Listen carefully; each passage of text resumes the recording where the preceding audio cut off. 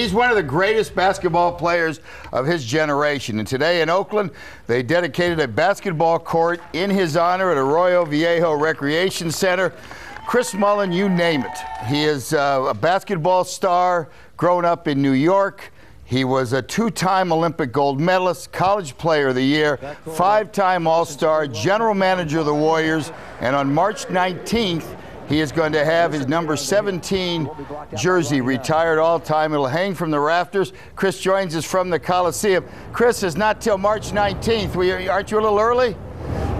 Yeah, I showed up early, Gary. Add to the list, I'm another guy that Gary Radnich has outlasted in the Bay Area sporting world. Well, thanks very much. I'll take that. The difference is you don't need the money. I do. But I was curious. Again, you've been a star since you were 17, playing in New York, and all the things I mentioned.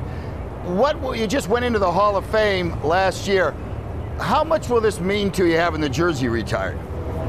It's a great honor. I mean, I spent my whole adult life in the Bay Area here. To be joining Wilt Chamberlain, Al Attles, Nate Thurman, Thomas Sherry, Rick Barry, to be part of that illustrious group, it's an honor. It's just an opportunity for me to thank the fans, the coaches. A lot of my ex-teammates will be here. It's just another chapter, another blessed event that I feel very fortunate to be part of. Yeah, if you don't mind me asking, the one thing I do admire about you is you've never been lack of a better term, you've never been a rat. If something was bothering you, you kept it to yourself. I know you don't want to talk about this, but I'll just say, why have you never spoke about leaving the Warriors as general manager, ever? I've never heard you. Well, it wasn't the smoothest exit strategy, but, you know, all those experiences, both good and bad, I've been able to use in the future, you know, moving forward. It's not in my personality really to go backwards. I wish things would have worked out a little bit better, but while we were there, we steadily improved. We went from 34 to 42 to 48. And that's where my focus is. You know, I wish them nothing but the best of luck now. They got new ownership. One of my best friends in life is Mark Jackson. I wish him the best. So all things are good. Everything's good, Gary, with that. Yeah, and just one more on that, because most of us at some point would have the urge to speak out when they read and hear things that were not true. That never pushed you? Oh no, the urge was there. I just didn't act. I just didn't act on the urge. Yeah.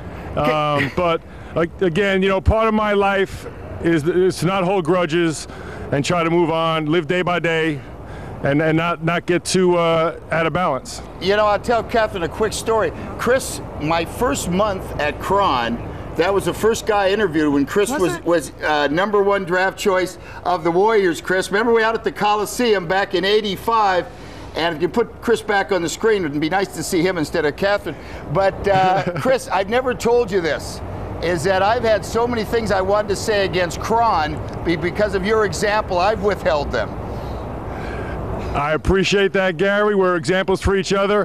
And Gary, believe it or not, I do still have some VCR tapes which are funny, embarrassing, and incriminating for both of us, and I'll keep them to myself as well. I'm going to tell you what it is. You ready? There's a time in Salt Lake City, Catherine, I couldn't find the Mormon church where we were broadcasting from. Yeah. Chris is there with Sylvia Chase and Bob Jimenez doing the thing without me. Remember that? I do, Gary. I absolutely do. Yeah, yes. I thought you were converting. I know you were a Catholic growing up. I thought you become Mormon the way you were doing the bit. Hey, real quick to dance around on the Warriors.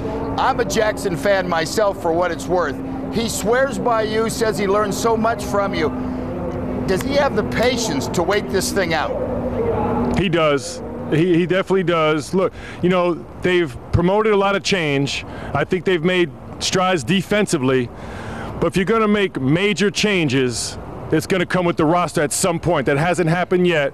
But Mark Jackson, you know, I've known him since high school. Everywhere he's been, he's succeeded. If it takes a little bit of time, he has that patience, and I think more importantly, he's got the desire. So he's going to do fine. Obviously, they've got some things they got to figure out their roster moving forward, but they got some nice young players. The Western Conference is so tough, having good young players is not enough. You have to get that difference maker, and that's what they're trying to do. They've been very aggressive in trying to acquire guys. I think they'll keep doing that, and at some point they'll get lucky and get a big-time player. That's what I was going to say. Do you think it's a pipe dream when you hear Dwight Howard? I mean, players at the top rung with all these options, would they want to come here? The Bay Area is an underestimated market. I think players, they don't know what this Bay Area is all about. What you have to do is land one of those guys. They're the magnet to bring other players in. So you just got to keep on plugging away. You can't shy away from it. Is it something that's going to happen right away? No.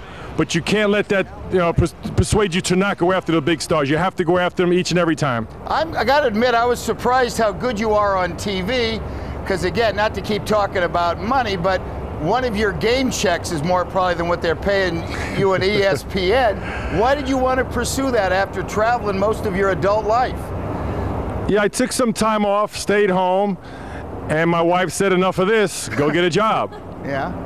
You enjoy it? That's it. Do you like it? I do like it. You know what, this year I'm out of the studio quite a bit on site doing games, and I like that a lot. I do enjoy being around the shoot-arounds and being involved in the game and watching these great young stars. So I love doing the games, I do.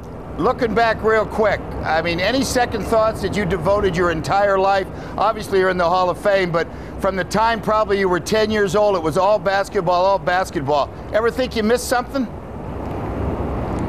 No, I think the one thing I missed was putting off getting a job for 25, 30 years. Okay. And I mean, to be able to play a game I loved, I had passion for, to do that for 16 years at the highest level, not one regret at all, Gary. All right. Hey, well, again, congratulations on everything, my guys. The Hall of Fame a year ago, as we said, since you were 17, you were a king in the biggest city in the country, and now you got your jersey retired. You got it made, Chris. You can sit back in a chair and just think of the memories. Congratulations. Thanks, Gary. Thank you so much. Over the years, I love the way you covered us, and thank you so much. Well, since you left, I've been a little rougher on him, but that's okay. I'll see you. All right. Thank you. That's a great Chris Mullin. We're back in a moment.